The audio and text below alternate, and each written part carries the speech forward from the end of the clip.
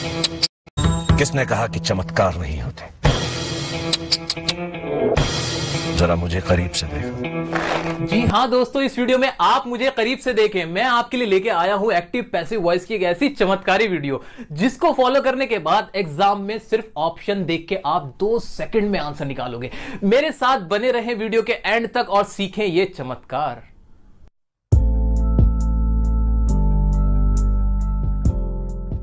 दोस्तों, active passive voice करने के लिए आपका टेंसेस का आना बहुत जरूरी है। अगर आपको टेंसेस आते हैं तो बहुत अच्छी बात है, अगर नहीं भी आते तो कोई बात नहीं। हमने आपके लिए टेंसेस की एक वीडियो बना रखी है जिसमें हमने 2 महीने का कोर्स मात्र 2 घंटे में करा रखा है। तो वहां जाके आप डियर सर के स्टाइल में टेंसेस को सीख सकते हैं। अब हम आते हैं एक्टिव पैसिव पे। पहले हम देखेंगे उसका कॉन्सेप्ट और कॉन्सेप्ट के बाद देखेंगे शॉर्ट ट्रिक। हाँ, जो शॉर्ट ट्रिक हम देखेंगे और उसको करने के बाद आप एग्जाम में ऑप्शन को देख के सही करने वाले हो। जी हाँ, ऑप्शन देखते ही सही आंसर लिखने वाले हो। तो जल्दी से देख लेते हैं कॉन्सेप्ट। आइए, कॉन्सेप्ट क्या है एक्टिव पैसिव वॉइस का? तो एक्टिव पैसिव वॉइस को समझने के लिए हमें पहले समझना पड़ेगा सेंटेंस को। भाई, सेंटेंस 3 चीजों से मिलकर बनता है। एक होता है हमारा सब्जेक्ट, एक होती है हमारी वर्ब और एक होता है हमारा ऑब्जेक्ट। यही तो होता है, ठीक है? ये 3 चीजें होती हैं। सब्जेक्ट कौन हो गया? जो काम करता है। ऑब्जेक्ट कौन हो गया? जिसके ऊपर काम किया जाता है। और वर्ब जो भी हमारी क्रिया हो रही होती है, जो भी हमारा काम हो रहा होता है। अब तक जो भी आप पढ़ के आए हो ना, जो भी आप पढ़ते हो, उन सबके अंदर आप सब्जेक्ट पे फोकस करते हो कि काम जो कर रहा है वो पहले आता है। ऐसा ही तो होता है। फॉर एग्जाम्पल, मैंने आपसे कहा कि मैं साइकिल चलाता हूं। मैंने ये सेंटेंस लिखा, इसके अंदर काम कौन कर रहा है? मैं तो हो गया मेरा सब्जेक्ट। और काम हो क्या रहा है? चलाने का साइकिल को, तो ये हो गई हमारी वर्ब। और ऑब्जेक्ट किसको चलाया जा रहा है? साइकिल को, तो ये हो गया हमारा ऑब्जेक्ट। इसको ऐसे ही तो पढ़ते हो। लेकिन अब आपसे एक सवाल अगर मैं करूं, क्या सवाल? कि आपके कितने कान होते हैं? जी हाँ, आपके कितने कान हैं? 2 कान होते हैं। अच्छा, 2 क्यों होते हैं? 2 कान हमारे इसलिए होते हैं ताकि हम कान को चाहे इधर से पकड़ें या इधर से, बात एक ही रहेगी। जी हाँ, इसी तरह का कॉन्सेप्ट ही है एक्टिव पैसिव वॉइस का। हम जो भी बात कह रहे हैं उसको चाहे हम एक्टिव में कहें या पैसिव में, बात एक ही रहेगी। अब इस सेंटेंस को देखो इस तरह से, मैं साइकिल चलाता हूं। ये बात हुई कि मैं साइकिल चला रहा हूं, यानी चलाने वाला मैं और साइकिल को मैं चला रहा हूं। अगर मैं इसको कहने लगूं कि साइकिल को चलाया जाता है मेरे द्वारा, साइकिल को चलाया जाता है मेरे द्वारा। अब मैंने इसको अगर ऐसे बोला तो क्या गलत हो गया? क्या सेंटेंस बदल गया? नहीं, बिल्कुल नहीं बदला। सेंटेंस वही रहा दोस्तों। बस इसमें फर्क क्या हो गया? मेरा कहने का तरीका बदल गया। कान मैंने इधर से नहीं पकड़ा, इस बार इधर से पकड़ लिया। तो यानी मैं कह सकता हूं कि पैसिव वॉइस में हम क्या करते हैं, जो हमारा ऑब्जेक्ट होता है वो पहले आ जाता है, जो हमारा सब्जेक्ट होता है वो बाद में आ जाता है। अगर मैं इस स्ट्रक्चर की बात करूं तो ये ऑब्जेक्ट होगा, ये आएगा पहले, ये जो सब्जेक्ट होगा ये जाएगा लास्ट में, वर्ब अपनी जगह खड़ी रहेगी। लेकिन पैसिव वॉइस में हमेशा वर्ब की फॉर्म होगी थर्ड। जी हां, वर्ब के आप लगा देना थर्ड फॉर्म। कोई भी पैसिव वॉइस बनाओ, पैसिव वॉइस की पहचान ही ये है। लो, पहली ट्रिक तो यहीं पर क्लियर हो गई। क्या? कि वर्ब की हमारी फॉर्म जो होगी वो होगी थर्ड। पैसिव वॉइस के अंदर थर्ड फॉर्म इस्तेमाल होती है, ठीक है? तो ये रहा कॉन्सेप्ट। तो यहां पर हमारा आ गया ऑब्जेक्ट, यहां आ गई हमारी वर्ब और यहां आ गया हमारा सब्जेक्ट। उल्टा हो गया और कुछ नहीं हुआ। तो ये तो हमारा मोटा मोटा कॉन्सेप्ट के पैसिव वॉइस होती क्या है। कुछ भी नहीं होती पैसिव वॉइस, बस बात कहने का तरीका अलग होता है। इसके अंदर ऑब्जेक्ट पहले आ जाता है।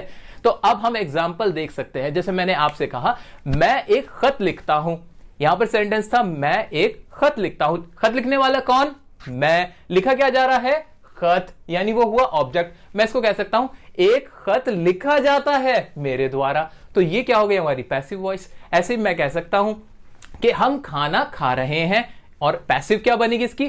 खाना खाया जा रहा है हमारे द्वारा। मैं आपको पढ़ा रहा हूं, और इसकी पैसिव वॉइस क्या हो जाएगी?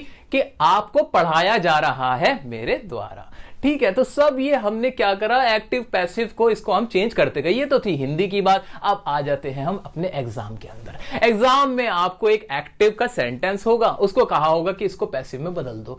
तो कैसे करोगे उसकी ट्रिक अब हम देखेंगे। दोस्तों, जैसा कि मैंने आपको बताया है कि पैसिव वॉइस के अंदर वर्ब की थर्ड फॉर्म इस्तेमाल होगी। कोई सा भी पैसिव वॉइस होगा, फॉर्म आएगी थर्ड। तो ये तो दिमाग में रख लेना, भूलना मत बिल्कुल भी। अब आओ देखते हैं हमारी पहली ट्रिक। पहली ट्रिक क्या है कि कहीं भी अगर कंटिन्यूअस टेंस हो, कंटिन्यूअस टेंस कोई भी होगा, यानी उसकी मेन वर्ब की फर्स्ट फॉर्म के साथ आईएनजी आ रही होगी, ये तो होता है मेन वर्ब की फर्स्ट फॉर्म के साथ आईएनजी आ रही होती है, बिल्कुल क्लियर है। हाँ, कंटिन्यूस किसी का भी हो, जहां भी काम चल रहा होता है उसमें मेन वर्ब की फर्स्ट फॉर्म होती है और आईएनजी आ जाता है। जैसे कम होगा तो कम का कमिंग हो जाएगा, मेक का मेकिंग हो जाएगा, प्ले का प्लेइंग हो जाएगा, ऐसा होता है। अब जब इस तरह के सेंटेंस की पैसिव वॉइस आए, इस तरह के सेंटेंस की पैसिव वॉइस आप करने जा रहे हो, तो उसको बनाने का तरीका सुनो। उसको बनाने का तरीका यह होगा कि उसके अंदर बीइंग आ रहा होगा। क्या आ रहा होगा? BEING, being. ये वर्ड उसमें लिखा हुआ होगा। किसी का भी कंटिन्यूअस टेंस होगा उसमें फिर जो पैसिव होगी वो बीइंग में जरूर होगा। बीइंग कब आएगा? बीइंग तब आएगा जैसे अगर ये प्रेजेंट का कंटिन्यूअस है, इज एम आर के साथ यहां पे लगा हुआ था इज एम आर, तो इज एम आर के बाद बीइंग आ जाएगा। अगर ये पास्ट कंटिन्यूअस की थी तो वाज वर्ब के साथ बीइंग आ जाएगा, लेकिन ये बीइंग जरूर आएगा। अच्छा, वर्ब की कौन सी फॉर्म आएगी?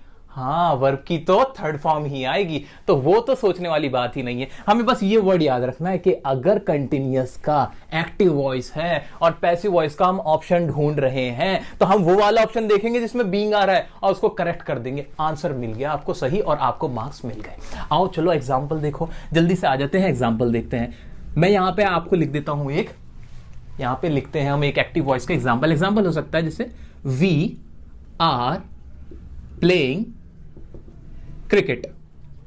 इसका मतलब क्या हो गया कि हम क्रिकेट खेल रहे हैं, हम क्रिकेट खेल रहे हैं और मैंने देखा यहां पे आर प्लेइंग यानी ये प्रेजेंट कंटिन्यूअस क्या है, रूल क्या है, ट्रिक क्या है? ट्रिक ये है कि हमें बीइंग लगा हुआ मिलेगा। अब इसका ऑप्शन क्या हो सकता है? इसका ऑप्शन आपको कैसे मिलेगा? We are playing cricket, object पहले है, cricket is played by us. एक ऑप्शन क्या हो सकता है?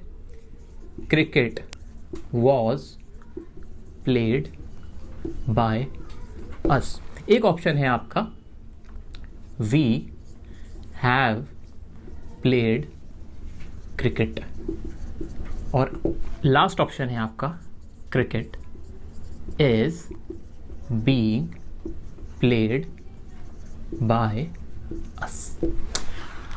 4 ऑप्शन है, ये हमारा क्वेश्चन था। ट्रिक क्या थी? बीइंग वाला पकड़ना है। बीइंग वाला कौन सा है इसमें? क्रिकेट इज प्लेड बाय अस नहीं है, क्रिकेट वॉज प्लेड बाय अस नहीं है, वी हैव प्लेड क्रिकेट नहीं है, क्रिकेट इज बीइंग। अरे सर ये वाला, ये रहा बीइंग आ गया। अच्छा ये रहा। अच्छा, वर्ब की कौन सी फॉर्म है? सब में थर्ड थी वैसे तो, लेकिन इसमें हमें देखना कि थर्ड फॉर्म है। हाँ जी, थर्ड फॉर्म भी, ये वाला रूल भी क्लियर हुआ, यानी ये पैसिव है, बिल्कुल सही है। थर्ड फॉर्म आई, बीइंग आ गया। आपका आंसर आपको यहां पर मिल गया। ये तो एक एग्जाम्पल था। आइए अब हम वो एग्जाम्पल करते हैं, वो वाले एग्जाम्पल जो एग्जाम्स में पूछे जा चुके हैं, और ये वाली ट्रिक अप्लाई करनी है। इसी ट्रिक को फॉलो करके देखना कैसे हम आंसर लेके आएंगे। दोस्तों अब आप अपने अपने स्टॉप वॉच निकाल लो और देखना कि कितने सेकंड्स में आपका आंसर निकल के आता है। हाँ जी, जैसा कि आपके स्क्रीन पे क्वेश्चन आ रहा है, पास्ट एग्जाम में पूछा हुआ क्वेश्चन है। आइए क्वेश्चन पढ़ते हैं। क्वेश्चन क्या कहता है? Select the one which best expresses the sentence in passive voice. के पैसिव वॉइस बनानी है और सेंटेंस लिखा हुआ है एक्टिव का, Sheela was writing a letter. जी ट्रिक क्या पड़ी थी? ट्रिक ये देखी थी कि अगर कंटिन्यूअस हो तो ढूंढना है ऑप्शन बीइंग वाला। आओ ढूंढते हैं। ए ऑप्शन में बीइंग है? नहीं है। बी में ऑप्शन में बीइंग है? हाँ है जी। आंसर मिल गया। आंसर है आपका बी। अब देखो कितने सेकंड में आंसर आया।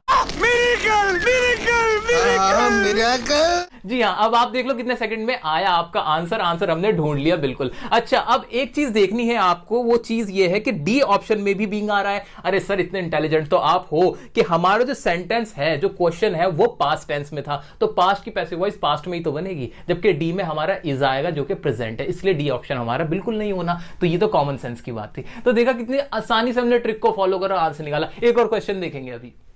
एक क्वेश्चन ये आया हुआ है कि समवन इज फॉलोइंग अस और इसकी पैसिव वॉइस बनानी है। ट्रिक क्या है? इज फॉलोइंग, समझ में आ गया, प्रेजेंट कंटिन्यूअस है। क्या ढूंढना है? बीइंग ढूंढना है। बीइंग ढूंढो। ए ऑप्शन में बीइंग है? नहीं है। बी में बीइंग है? हाँ है। लेकिन सी में भी तो बीइंग है, लेकिन आपको जैसे पता है वो पास्ट है, वर लगा हुआ है, तो आंसर आ जाएगा बी, बिल्कुल कॉन्फिडेंस के साथ आएगा। अच्छा एक चीज और समझ लो दोस्तों, क्या कि जो आंसर है वी बन गया, अस का वी बन गया, वो ऐसे बन गया कि जो हमारा ऑब्जेक्ट था वो सब्जेक्ट हो जाता है हमारे पैसिव वॉइस बनाते हुए, तो सब्जेक्टिव केस लग गया, अस का वी बन गया, आप जानते ही हो, और समवन का समवन ही रहा, क्योंकि समवन का कोई प्रोनाउन तो है नहीं जो चेंज हो जाता। ठीक है, तो ये हमारा बी आया। अब अगला क्वेश्चन देखते हैं। अगला क्वेश्चन है हमारा, where were they playing the cricket match. Sir ये तो डिफरेंट क्वेश्चन है, ये कैसे करूं? आपने बताया नहीं। अरे बताया तो है, ट्रिक वही तो है। ट्रिक क्या है? कुछ भी नहीं। इज प्लेइंग हो, वॉज प्लेइंग हो, कुछ भी हो, कंटिन्यूस होना चाहिए। आपको तो बीइंग ढूंढना है, बीइंग ढूंढो ना। इसके अंदर बीइंग कहां है? बीइंग है ए ऑप्शन में, बीइंग है नहीं है, बी में है नहीं है, सी में है नहीं है, डी में है। भाई डी पकड़ लो, डी इसका आंसर हो जाएगा, कुछ सोचना ही नहीं। देखो कितने आसानी से बन रहा है, कोई भी टाइप का क्वेश्चन आ जाए, कितना ही लंबा क्वेश्चन आ जाए, बस देख लो। अगर आईएनजी लगा हुआ है वर्ब के साथ तो आपको ढूंढना है बीइंग, और बीइंग जिसमें मिल जाए वो लगा दो आंसर, बिल्कुल खत्म बात। और क्वेश्चन देखेंगे सर, और क्वेश्चन देखेंगे, जितने क्वेश्चन है सब देखेंगे अपने। आज यहां पर हम पक्का करके जाएंगे कि एग्जाम में कोई भी क्वेश्चन आ जाए एक्टिव पैसिव वॉइस का हम ट्रिक यूज करेंगे, टाइम बचाते हुए मार्क्स स्कोर करेंगे। अगला क्वेश्चन क्या है? अगला क्वेश्चन है हमारा, the boys were digging a hole in the ground. इसमें भी डिगिंग आ गया, यानी आईएनजी लगा हुआ है, पास्ट का कंटीन्यूअस है, तो बीइंग देख लो। बीइंग पहले ऑप्शन में इसमें बीइंग है, हां है, आंसर तो इसका यही हो जाना चाहिए क्योंकि बाकी में तो बीइंग है नहीं, तो इसका आंसर हो गया ए। अब लगा लो, आप सेकंड्स काउंट करो ना, कितना टाइम लगा आपको सारे क्वेश्चन करने में। सर कोई टाइम नहीं लगना, इसी तरह हमने इस ट्रिक को फॉलो किया और सारे आंसर को निकाल लिया। अच्छा, अब एक और क्वेश्चन है, थोड़ा और टिपिकल क्वेश्चन देख लेते हैं, देखते क्या हम उसमें फंसते हैं। जी बिल्कुल नहीं फंसेंगे वैसे तो क्वेश्चन है, the police are questioning Mr and Mrs Sharma. तो ये भी कंटीन्यूअस था, बीइंग वाला ढूंढो ना इसके अंदर। बीइंग वाला ए में बीइंग है नहीं है, बी में बीइंग है नहीं है, सी में बीइंग है नहीं है, डी में बीइंग है, यही आंसर है। बिल्कुल हमने इसको भी कर लिया, बिल्कुल नहीं फंसे। सर कितने टाइप के क्वेश्चन दे दो, आ जाओ मैदान में और हमें क्वेश्चन दे दो, हम तो करेक्ट आंसर ही करके आएंगे। तो हमने ये देखी थी पहली ट्रिक और उसके ऊपर बेस्ड क्वेश्चन जो हमने सक्सेसफुली बना दिया। अगर वीडियो समझ में आ रही है, मजा आ रहा है, तो प्लीज इसको लाइक करना ना भूलें। अब आते हैं हमारी दूसरी ट्रिक की तरफ। जी हां, एक और गोल्डन ट्रिक हम फॉलो करेंगे और अपने आंसर बनाएंगे। तो अब हम बढ़ते हैं हमारी दूसरी ट्रिक की तरफ। जी हां, बिल्कुल कंसंट्रेशन बना के रखना क्योंकि यही ट्रिक आपको एग्जाम में मार्क्स दिलाने वाले हैं और आपका टाइम बचाने वाले हैं। दूसरी ट्रिक क्या है और समझो।